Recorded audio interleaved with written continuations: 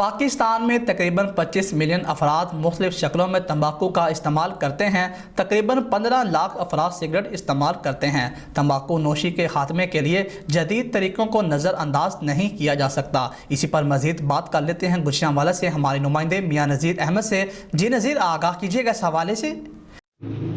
جی بالکل، پاکستان میں تقریباً 25 ملین افراد مختلف شکلوں میں تمباکو کا استعمال کرتے ہیں۔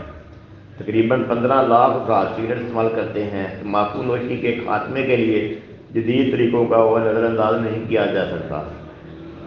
ایزا نیٹو ریسرچ انسٹیٹیوٹ ARY اسلام آباد نے 10 نومبر 2021 کو مقامی ہوٹل لاہور میں سماجی تنظیموں کے ساتھ ایک مشاورتی اجلاس کیا، جس سے ضلع گجرانوالہ، قصور، ٹوبہ ٹیک سنگھ، ننکانہ صاحب، پتوکی اور گوجرا وغیرہ سے تنظیموں کے نمائندوں نے شرکت کی۔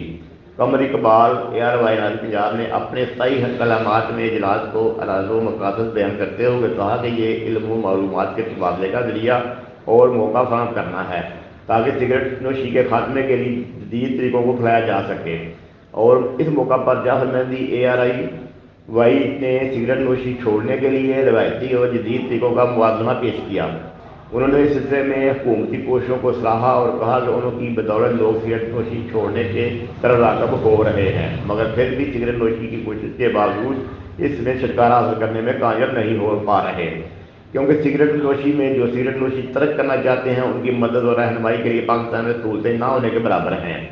اس سلسلے میں اب جدید سائنسی طریقوں کو اپنانے کی ضرورت ہے۔ انہوں نے شرکا کی جوابات دیتے ہوئے سگریٹ نوشی دھوئیں سے بے شمار کیمیکل جسم میں داخل ہوتے ہیں جو پھیپھڑوں کی کینسر اور سانس کی بیماریوں اور دل کی امراض کا سبب بنتی ہیں۔